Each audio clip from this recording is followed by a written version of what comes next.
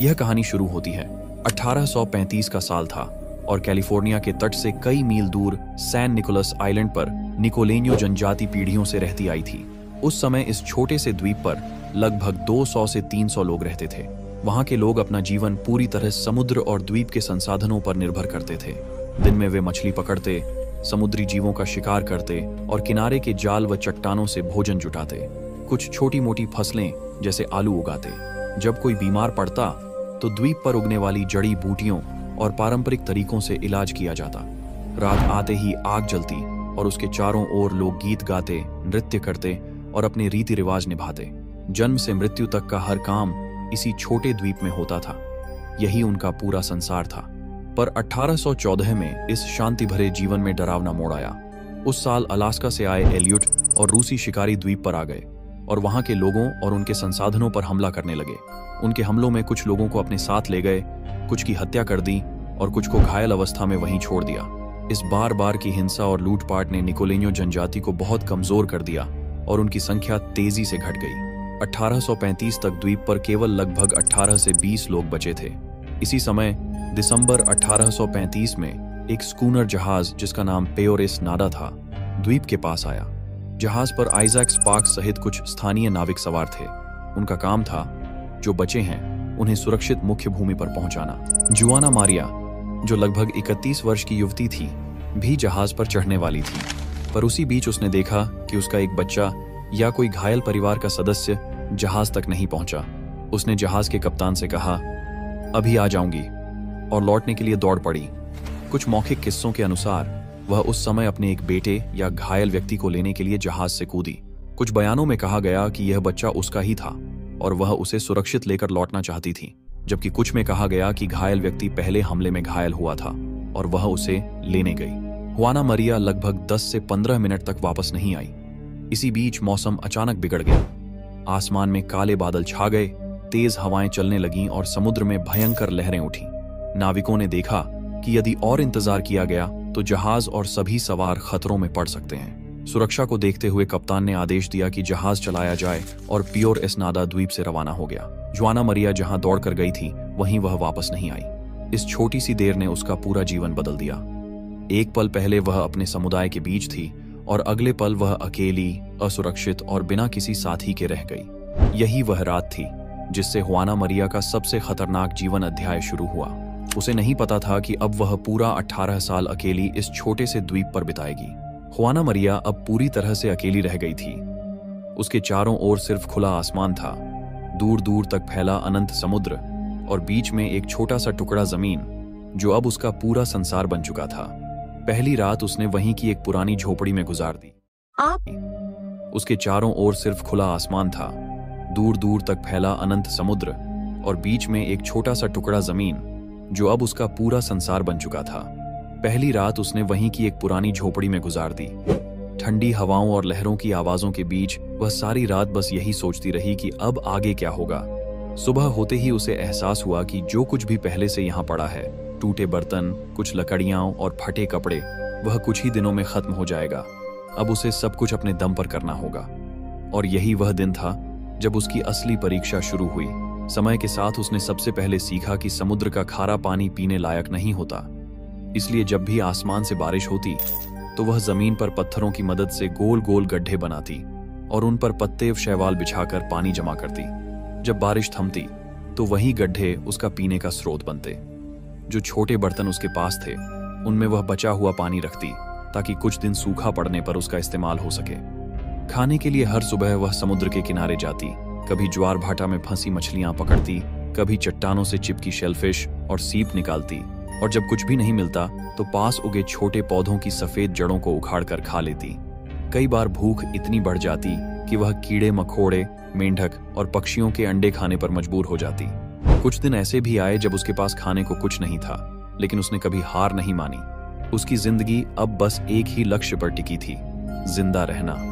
धीरे धीरे जब पुरानी झोपड़ी हवा और बारिश से टूटने लगी तो उसने समुद्र किनारे बहकर आई बड़ी मछलियों की सूखी हड्डियों और लकड़ी के टुकड़ों से नया आश्रय बनाना शुरू किया। वह उन हड्डियों को जमीन में गाड़कर ढांचे की तरह खड़ा करती और ऊपर लकड़ियां, सूखी घास और पत्ते बांधकर छत जैसी आकृति देती। उसका यह छोटा सा घर, जिसे उसने अपने हाथों से बनाया था, अब उसका एकमात्र सुरक्षित ठिकाना बन गया था। ठंड से बचने के लिए उसने कपड़े भी खुद तैयार करने शुरू किए। उसने कभी पक्षियों के पंखों को जोड़कर और कभी मरे हुए जानवरों की खाल को सुखाकर अपने लिए वस्त्र तैयार किए। कपड़ों को जोड़ने के लिए वह सील के नसों तंतुओं को सुखाकर धागों की तरह इस्तेमाल करती और बारीक हड्डियों से सुई बनाकर उन्हें सीती। इस तरह उसने प्रकृति से जो कुछ मिला उसे जीवन में बदलने का तरीका सीख लिया। जुआना मरिया ने आग जलाना भी सीख लिया था। यह कला उसे उन लोगों से मिली थी जो कभी उस द्वीप पर रहते थे और जिन्होंने उसे आग जलाने का तरीका सिखाया था। धीरे धीरे वह इसमें निपुण हो गई। आग जलाना आसान नहीं था, इसके लिए उसे बहुत मेहनत और ताकत लगानी पड़ती थी। इसीलिए वह आग सिर्फ जरूरत के समय ही जलाती थी, जब उसे कोई बड़ा शिकार मिलता, जैसे सील या बड़ी मछली। कभी वह इनका मांस धूप में सुखाकर खाती तो कभी आग जलाकर उसे भूनकर खाती, और जब भी आग जलती तो वह उसे बुझने नहीं देती थी, क्योंकि उसे पता था कि इस निर्जन द्वीप पर दोबारा आग जलाना कितना कठिन काम है। समय बीतने के साथ जुआना मरिया ने समुद्र और मौसम के बदलते संकेतों को समझना शुरू कर दिया। उसे अब पता चलने लगा था कि किस समय ज्वार घटेगा, किस दिशा से हवा चलेगी और कब आसमान में तूफान उमड़ेगा। वह उसी हिसाब से अपना दिन तय करती। सुबह मौसम का हाल देखना, फिर भोजन की खोज में निकलना, दोपहर में अपने आश्रय में निकलना, दोपहर में अपने आश्रय की मरम्मत और शाम को किनारे बैठकर लहरों को देखना, ताकि मन को कुछ शांति मिल सके। अकेलेपन से बचने के लिए उसने अपने मन को कामों में उलझाए रखा। रोज किसी न किसी चीज का लक्ष्य रखती। ये छोटी छोटी सफलताएं ही उसके जीवन को आगे बढ़ाती रहीं। कभी कभी वह किसी पक्षी से बात करने लगती, कभी समुद्र की लहरों से जैसे संवाद करती, मानो वे ही उसके साथी हों। 4-5 साल बीतते बीतते जुआना मरिया अब एक जीवट महिला बन चुकी थी।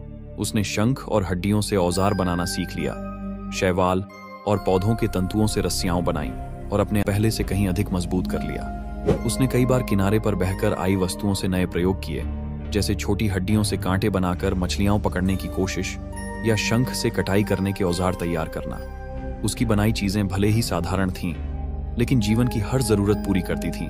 धीरे धीरे दिन महीनों में और महीने सालों में बदलते गए। ऐसे करते करते 5 साल बीते, फिर 10 साल और देखते देखते 18 साल गुजर गए। जुआना मरिया के लिए यह द्वीप ही उसका घर था, समुद्र उसकी आवाज और आसमान उसका साथी। वह अब डरती नहीं थी। उसने प्रकृति को अपना लिया था, उसके हर रूप को समझ लिया था।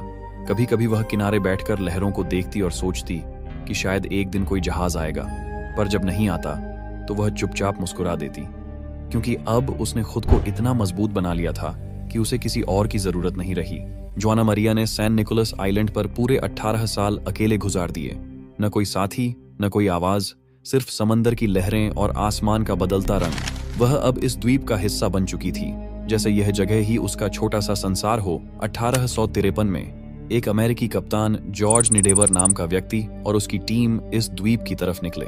दरअसल उन्हें खबर मिली थी कि इस निर्जन टापू पर कोई अजीब सी आकृति देखी गई है। एक औरत जो समुद्र किनारे कुछ गा रही थी और दूर से धुएं के बादल दिखे थे। शुरुआत में किसी को विश्वास नहीं हुआ, पर जब जहाज के लोग पास पहुंचे तो उन्होंने देखा रेत पर बनी छोटी झोपड़ी, शंखों से सजी दीवारें और बीच में एक औरत जिसने हड्डियों और पक्षियों के पंखों से बने कपड़े पहन रखे थे। वह जुआना मरिया थी, जो अब लगभग इंसानों से अनजान हो चुकी थी। उसके बाल लंबे और उलझे हुए थे, पर चेहरे पर मुस्कान थी। जब लोगों ने उसे देखा तो वह पहले घबरा गई, फिर आसमान की ओर देखकर कुछ अनजानी भाषा में बोलने लगी। वह अपनी ही पुरानी निकोलेन्यो भाषा में कुछ कह रही थी, जो अब किसी को समझ नहीं आती थी। जॉर्ज निडेवर की टीम ने उसे धीरे धीरे अपने जहाज की तरफ लाया। उन्होंने देखा कि वह बेहद शांत और सरल स्वभाव की है। उसे फल और मांस दिए गए तो वह मुस्कुराई और अजीब से गीत गुनगुनाने लगी, शायद खुशी का या राहत का इजहार था।